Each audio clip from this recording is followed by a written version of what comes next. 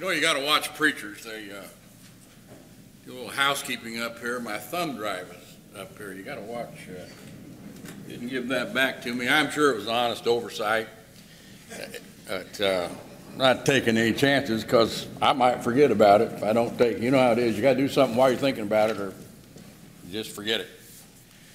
It's so good to be with you. Hammond is just like another home congregation anyway. We have had a relationship for so many years. You, in the past, have helped support me when I needed some outside support, and you have always been encouraging to me in view of holding up my hands in preaching the gospel. And so this is a very special place in our hearts, and it's so good to be with you today. And we certainly do, as Bill mentioned, all the prayers. We solicit you to continue to do that.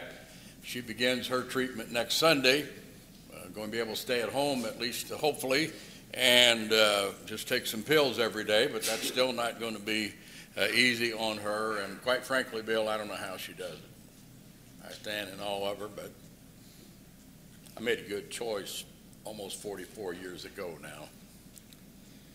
I will be seeing the doctor next Monday, a week from tomorrow, and he'll remove the other blockage that is in my heart. And so I've got complete confidence in God, and therefore in this surgeon. He did a wonderful job the other day, a couple weeks ago now, in spite of the difficulty of it. So I'm confident that it's going to go well too. So good to see Bill. It's always good to see Bill, especially good to see Gene. And told Bill that's why we came today. Didn't come see him, so don't flatter yourself. Obviously, we're going to talk about Esther this morning. Esther chapter 4, as a text was there. For such a time as this. This book, of course, is centered around a king and two women. I mean, there are other characters, but those are the main characters. Vashti was the queen to begin with, as the book opens, for the king of Persia, Ahasuerus. And a problem developed because he wanted to call her in the midst of this feast that he was having, to present her, to really sort of show her off, it appears to be anyway, before all these other men. No doubt they were probably in a drunken state, and she had enough virtue to say, I'm not going to do it. I'm not going. Well, you know, you just don't refuse a king like that, especially in those days. That could be very, very dangerous to your health. But in this case, the consequence of it was that she was going to no longer be queen. And that would be taken from her, and so a new queen had to be found, and that, of course, ends up being Esther. Now, it's interesting. We'll talk a little bit more about this as we go through some of this.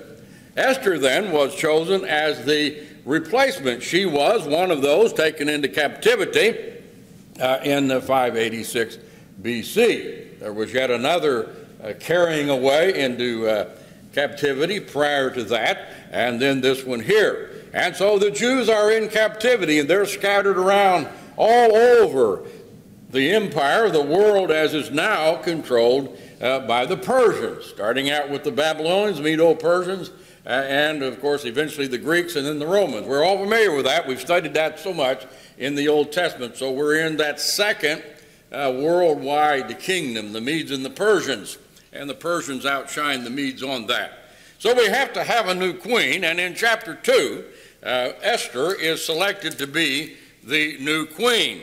Well, she immediately uncovers a plot against the king's life, tells the king about it. The guilty people are dealt with, but in the process, this fella by the name of Hammond is elevated to a position of authority, and quite frankly, he doesn't like Jews. And so he determines to find a way to eradicate all of the Jews that are out there. I guess just get rid of them all. So Hitler was not the first one to try to get rid of the Jewish people. He was one in a long line, no doubt, through history who thought that they could eradicate, at that time, the people of God. Now, I want to be very clear. They are no longer God's chosen people. In Jesus Christ, there is neither Jew nor Gentile, male nor female. We're all one in Christ Jesus. But they were God's chosen people at that time, and God was not about to let some punk like Haman and even some king he served to do something about his people. He was going to preserve them.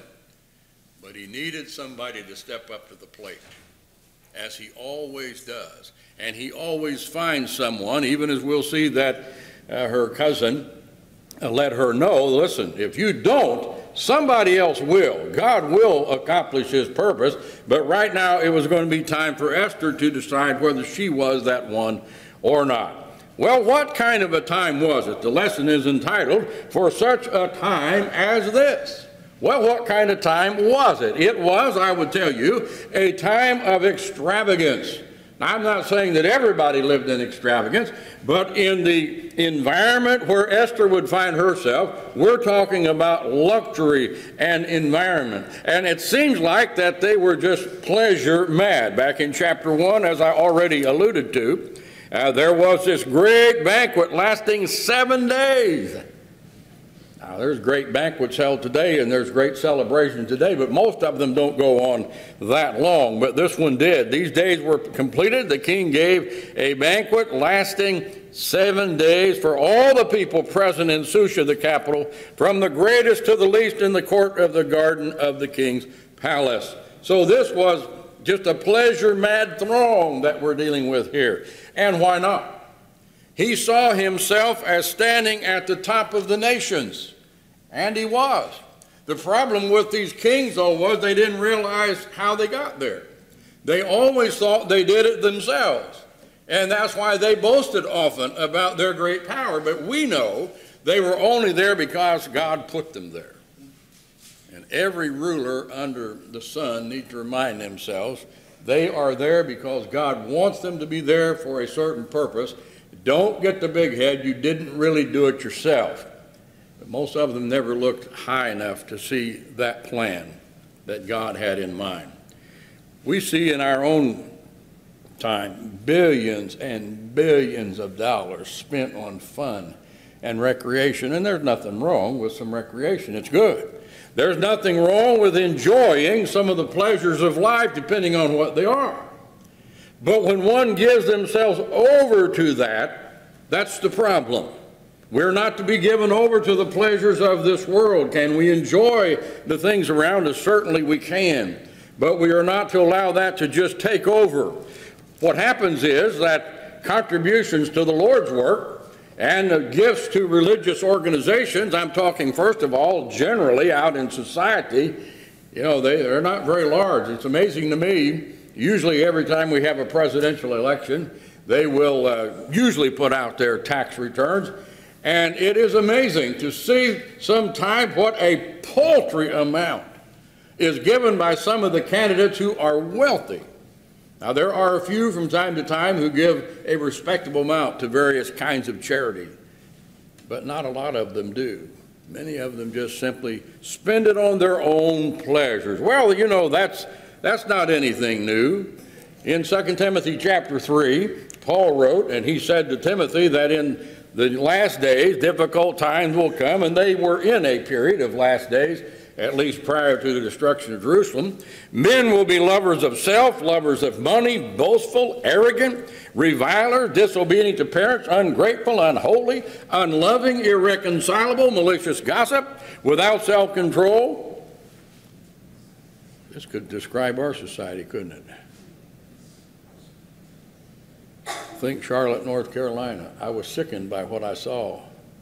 People who think they have a right because of some perceived and probably real issue, think they have a right to go through the streets and tear up other people's businesses, their livelihood, that which they work. That's not protest. That's just simply people out of control.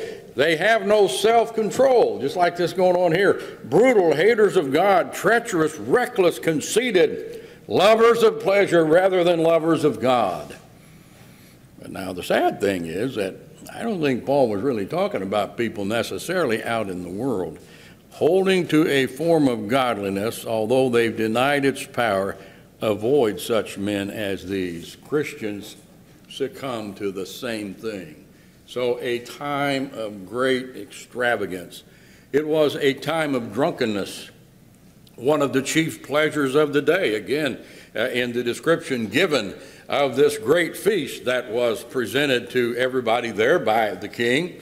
And it's only, though, you see, when we get to look at the results, when we see in the news a car that is torn all to pieces, do we get to see the end of what is called the finished product of the brewer's art? It should be, but the commercial was the choice product of the brewer's art. We shouldn't concentrate on that. What we need to see is the finished product of the brewer's art. The children afraid to see Dad coming home because they know he's probably going to beat them for very little or no reason. Why would he do that? He's drunk. He doesn't have the control that he ought to have. This is what alcohol does. Abraham Lincoln said, alcohol has many defenders, but no defense. You cannot defend the use of that at any level, although I've had Christians who beg to differ. Well, again, you see, there's the finished product of the brewer's art. But that's not what we see. We see the land of sky blue water. Remember that commercial? Oh, they make it look like it's such a great thing. No, this is what you need to focus on right here. This is the finished product of the brewer's art. Any different today? No, not really. It's only when we see the finished product that we begin to understand what a devastating thing that does, and it's always done that. In the book of Proverbs, and I was talking to one of Jane's classmates' husband, you know, when you go to these reunions and you're not a part of that school, you just kind of latch on to somebody else, usually that's not a part of it, and happened to be a good friend of hers there. Her husband was along, and so he and I did a lot of talking, and we talked about this. They're very religious people. They're members of the Nazarene Church, very devout Nazarenes, very, very good people. So we were talking about this, and, you know, it's like we said, how can anybody do this? What possible benefit is there to using these kind of alcoholic beverages? Well, there isn't any. And what is painted for us in words in the 23rd, Proverb 23, is so true. Who has woe? Who has sorrow? Who has contentions? Who has complaining? Who has wounds without cause? Yes, this happens to people. Who has redness of the eyes? Those who linger long over wine. Those who go in to taste mixed wine. Do not look on the wine when it is red, when it sparkles in the cup. When it goes down smoothly, it bites like a serpent, and it stings like a viper. Your eyes will see strange things, and your mind will utter perverse things. And you'll be like one who lies down in the middle of the sea, like one who lies down on the top of a mast. In other words, you become 10 foot tall and bulletproof. You're not afraid of anything because you're under the influence of it. They struck me, but I did not become ill. They beat me. I didn't know it. Here's the sad part. When shall I awake? I will seek another drink. You'll right back and do the same thing over again. There's a word for that. When you keep doing the same thing and you keep getting the same bad results, that's called stupidity. And that's what we've got out there because people are pleasure mad, and alcohol is a big part of that. Let us not get caught up with that, brothers and sisters. Let the world have that. We don't need any part of that. There's the desecration of the marriage and the home. Now, Vashti was requested by the king to come out there and display her beauty. Now, I don't know everything that may have been involved in that, whether he expected her to just come out there and fully clothed and remain fully clothed, that she was a beautiful woman in her face and so forth. I don't know. Or was he expecting that she might come out there and show a little bit more to this drunken crowd? I don't know all of that. It doesn't say. But she knew what was expected. She knew what he wanted her to do. And she said, no, I'm not going to do that. Verse 12, Queen Vashti refused to come at the king's command delivered by the eunuchs. The king became very angry, and his wrath burned within him. He wasn't happy about that at all. Well, let me back up here just a little bit, talk about something else. Those that were around her thought, this is not very good. You know, this could lead to rebellion of women. They may very well have been putting down what they thought was one of the first women's liberation movements here. Their reasoning was this: if you let her get by with that, all women are going to do that, including their wives. So they had to figure out some way to do that. And of course, we know, as I already mentioned in the introduction, she was removed as queen. But look what is going on. What kind of time was it? What kind of time is it? Our divorce rate is still right around 50%, sometimes a little bit less, sometimes a little bit more within a year's period of time. But that's nothing to be proud of, that half of the people who enter into marriage don't remain in that marriage. And second marriages are higher than that as far as their divorce rate. Home and marriage have now been redefined. Yeah. We grew up thinking that in order to have a family, you had a husband and a wife, and then you had some children that came along. Now we're told, no, Heather's got two mommies, a popular book several years ago that kids were reading in school. I'm glad that never came up when my boys were in school, because the school would have heard about that. I think that was a little bit after that. But now we're told, no, you cannot narrowly define the home that way. A home could have two women in a relationship with children. They could have two men in a relationship with children. That's just as valid a definition as yours, with one man, one woman, married to each other and children. I'm waiting, and I don't think it'll be very long, for someone to come on down to the courthouse in tow with two women and say, I want to marry this woman right here. Well, that's not a problem. He said, well, I'm already married to her. Now I want to marry her as well.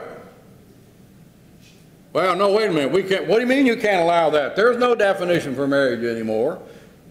There'll probably be somebody go down to the courthouse and want to marry their dog before it's all over with. And if you don't have a definition that can stand the test, then what's wrong with that? Well, there isn't anything wrong with that. A long time ago, this lesbian, Patricia Neal Warren, said whoever captures the kids owns the future. Now, that doesn't really take a whole lot of brains to think of that, but she's the one who said it. And they ought to know, because they have been poisoning the minds of youth now for several decades. They gave up on us old folks. They knew they would never convince people my age or older that it's all right for two women to get married or for two men to get married. They don't even bother with trying to convince us.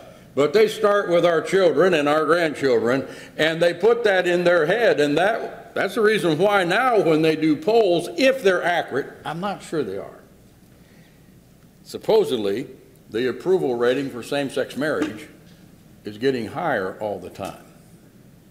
I'm never too sure about any poll, to be quite frank about it, because people are hesitant when someone is standing there asking them a question to appear to be narrow-minded. And so very often they may answer it the other way because they don't want anybody to think badly of them. Now, the truth is, in a private conversation, they might just say the opposite thing. So I'm not too sure if those polls are completely accurate, but there's some accuracy to it. The number of people who are approving of same-sex marriage is obviously higher than it was a few years ago. So this was a time when marriage and the home were desecrated. Vashti refused to do what he wanted her to do. She wasn't going to go out there, whatever state that he wanted her to appear before all of those. Wasn't going to do it. Not doing it. Not doing it. She had respect for their relationship, and he didn't.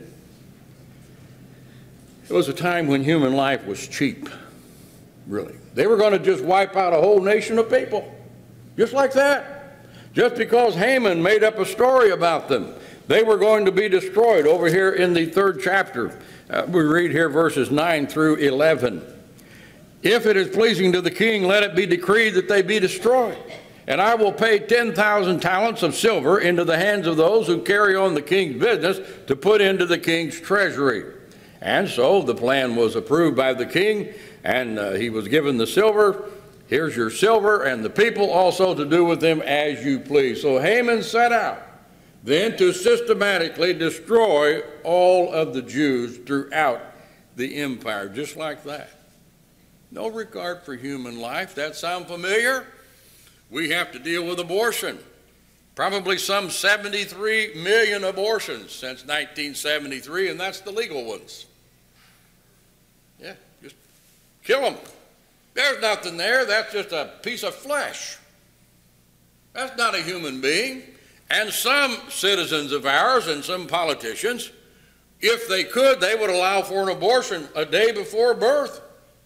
And by all rights and logically, there should be no objection on their part to that. Why not wait a day before the baby's to be born and go ahead and abort it? If life doesn't begin in the mind of some of them until the baby's born, then it's not a human up until that very point in time. Now, thankfully, the law doesn't allow that. But if some had their way, it would. And the horrors of some of the methods of these abortions, they're horrendous.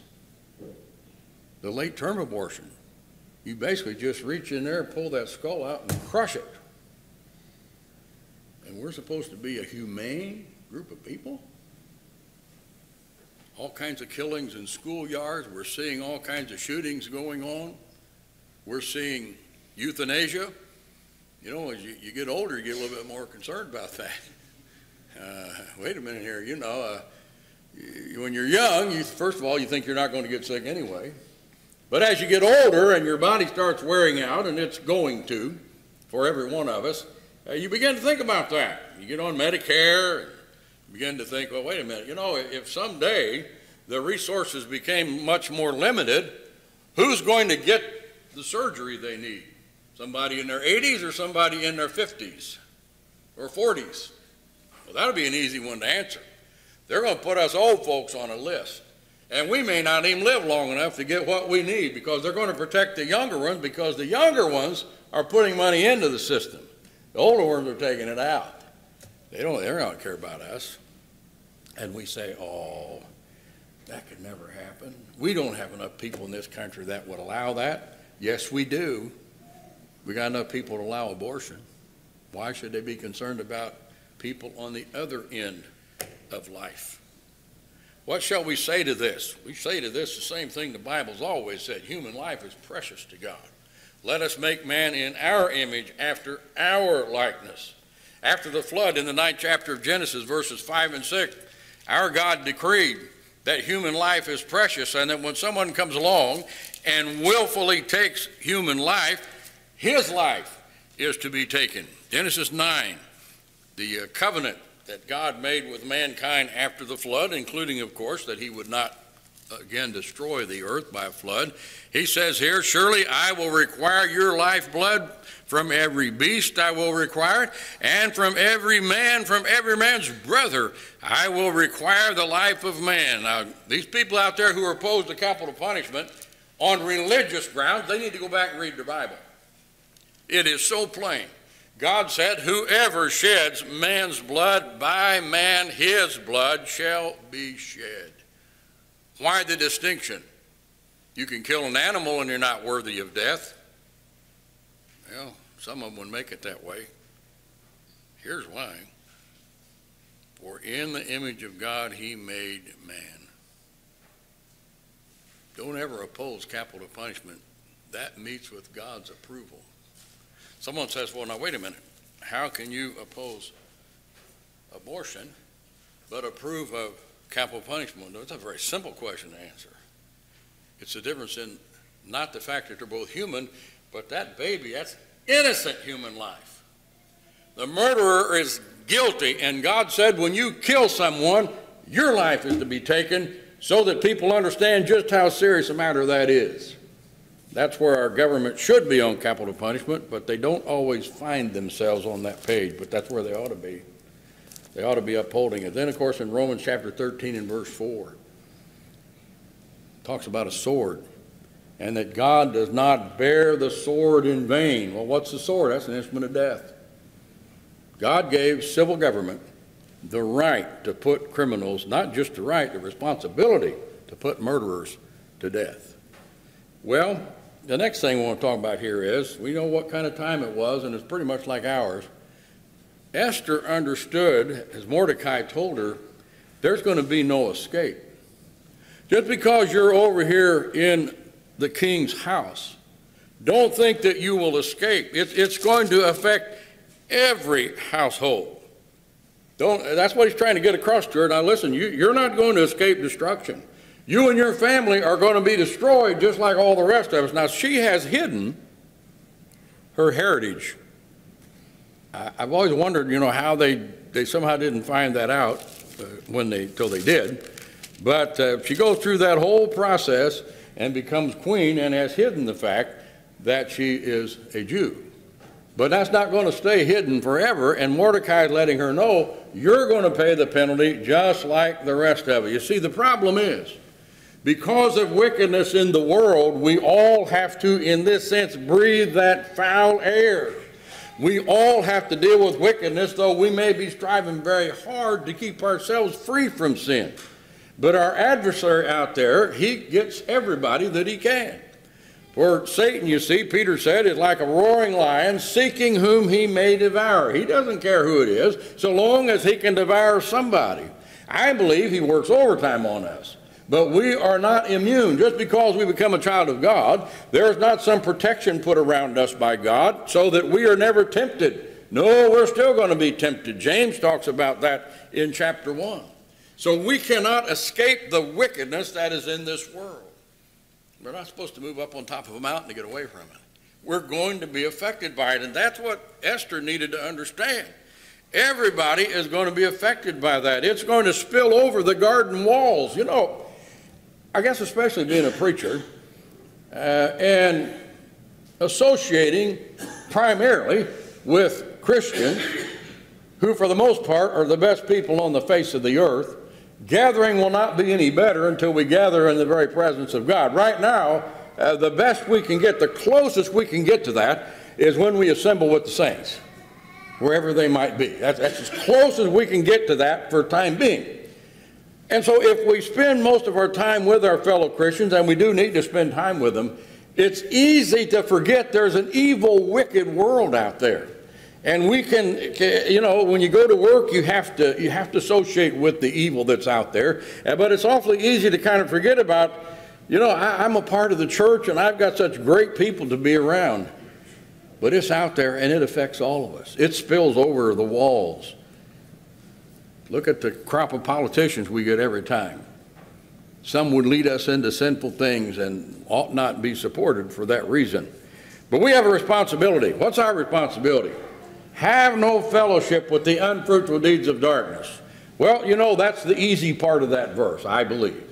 As hard as it is to avoid having fellowship with things that are sinful, it's much harder, I think, to do what the rest of the verse says.